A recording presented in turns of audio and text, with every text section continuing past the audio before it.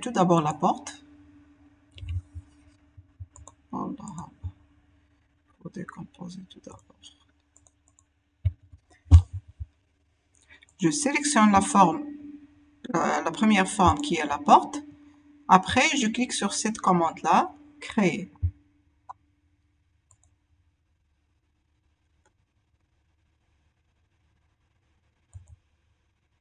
Par exemple, je vais la nommer porte, par exemple 1. Si j'ai par exemple plusieurs portes, je vais les nommer porte 1, porte 2, porte 3. D'accord? Je vais faire OK.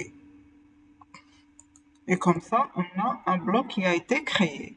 Lorsque je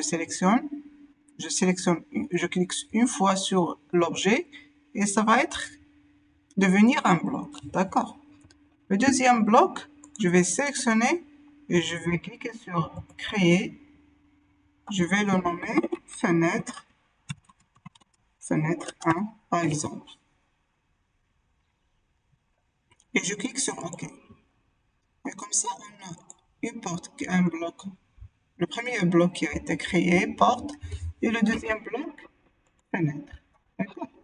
Si je veux modifier la couleur, par exemple, de cette porte, ou bien de ce bloc, je vais cliquer 2 fois.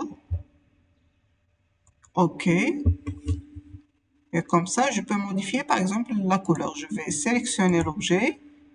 Je vais cliquer sur début pour voir cette partie-là, pour changer de couleur, par exemple, de calque. Je vais, par exemple, modifier, je vais choisir le bleu. D'accord? Je vais fermer l'éditeur de bloc, enregistrer les modifications. Et comme vous voyez, on a la couleur qui a été modifiée. Ici, la même chose pour la fenêtre. Je vais cliquer 2 fois. OK. Et comme ça, on a cette partie-là. Pour modifier la couleur, je vais sélectionner, cliquer sur début. Ici, je vais changer par exemple la couleur. Je vais choisir la couleur rouge. Si je veux modifier l'épaisseur de ligne, je peux par exemple ici mettre 0,30. Alors, pour faire apparaître l'épaisseur de ligne, je dois cliquer ici sur afficher et masquer l'épaisseur de ligne. Je dois l'activer. Et comme vous voyez, on a l'épaisseur qui a été modifiée. Donc, je vais cliquer sur fermer l'éditeur de bloc. Bien sûr, enregistrer les modifications. Et comme ça, on a un bloc de porte et un bloc de fenêtre. Merci pour votre attention. À bientôt.